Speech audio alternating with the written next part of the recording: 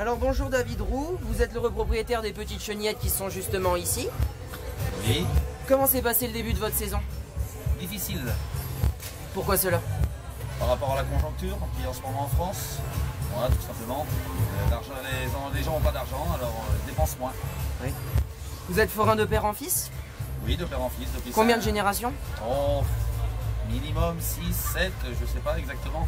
D'accord. Depuis combien de temps possédez-vous les chenillettes? 12 ans.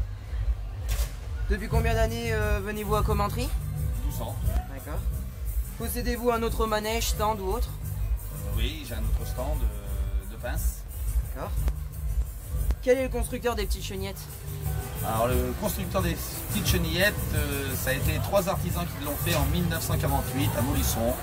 Il y avait un ébéniste, il y avait un serrurier et puis il y avait un électricien. D'accord. Donc son année de fabrication, vous avez dit 1948. Voilà, exactement. D'accord. Alors en combien de temps montez-vous, démontez-vous les petites chenillettes? Le montage de la petite chenillette, si je suis tout seul, je mets une journée.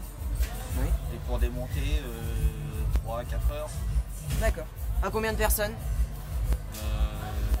2 personnes. Ou une, vous m'avez dit, c'est ça? Oui.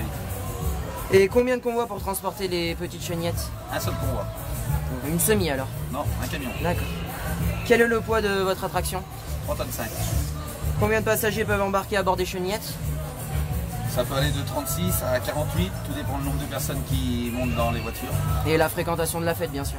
Voilà, il va fréquenter tout sur la fête. À partir de quel âge peut-on y monter? C'est une attraction qu'on peut monter à partir de 2 ans jusqu'à 99 ans. D'accord. Et donc tu embarques beaucoup de familles? On embarque toutes les familles qui veulent monter. D'accord. La consommation électrique? La consommation électrique, on va dire que sur un week-end, 100 kilowatts. D'accord. Oui, ça fait quand même de la puissance. Avez-vous fait des modifications ou allez-vous faire des modifications sur votre manège? J'ai fait des modifications dès la première hiver que je l'ai eu. J'ai refait la semelle, les planchers. Et par la suite, on a changé la motorisation, on a mis quelque chose de plus évolué, parce qu'on était toujours en 1948 quand je l'ai acheté, avec une crémaillère. J'ai mis un variateur avec des boutons digital pour la commander. D'accord. Donc quel light show, lumière utilisez-vous pour mettre de l'ambiance et aussi comme on entend à chaque tour l'ambiance au micro? J'aime, j'adore par exemple? Voilà, l'ambiance chez moi c'est surtout le micro. D'accord. C'est pas la lumière, c'est surtout le micro et puis les confettis. D'accord. Votre tournée? Ma tournée. Grande tournée, non? Grande tournée. Plus ou moins, ça dépend des années. Alors, les fêtes que je fais tous les ans à Titré, Ygrande, Varennes dans le 03, les Ex-Angidons dans le 18,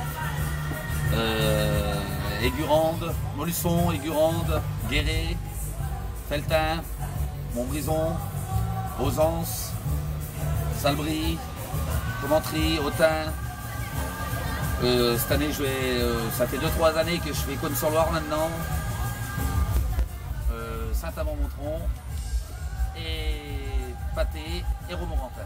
Lanthenay, c'est ça? Voilà. D'accord. Donc quand même une belle tournée, ça vous préoccupe presque toute l'année, vous tournez de mars jusqu'à novembre à peu près? Tout dépend de Pâques. C'est Pâques qui fait notre calendrier. D'accord. Alors est-ce qu'on pourra voir en 2016 ces chenillettes à Commentry toujours? Oui. Donc j'ai vu sur différents reportages de différents passionnés de fêtes foraines qu'il y avait une autre chenillette du côté de Toulouse ou du côté d'Albi. Est-ce que ce manège est d'une rareté ou est-ce qu'il y a beaucoup de manèges similaires en France ou à l'étranger? Alors celui-là qui est sur Toulouse, c'est la petite sœur de mon manège. D'accord. C'est l'ancien propriétaire du manège qu'on avait fait une sur remorque. D'accord. Après c'est un manège qu'il y a beaucoup dans le sud-ouest, oui. Un peu dans le sud-est aussi. Et une fois qu'on remonte et passé Limoges, je pense que je suis le seul à être dans côté nord, on va dire. D'accord. Donc sur Turbo Kermis a fêté ses 5 ans il y a peu.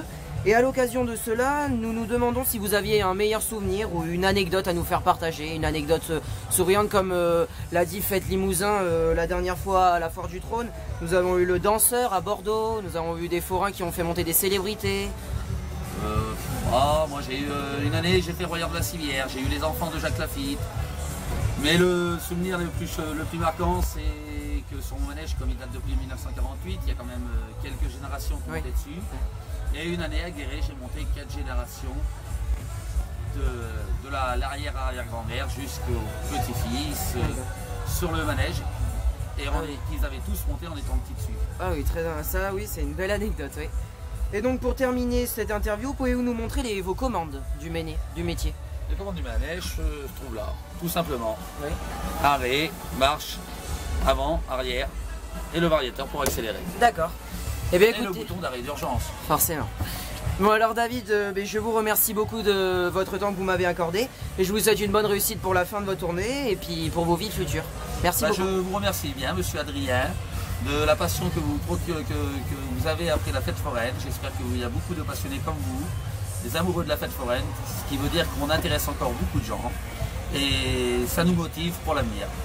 Merci beaucoup à vous alors. Merci. À très bientôt. Au revoir.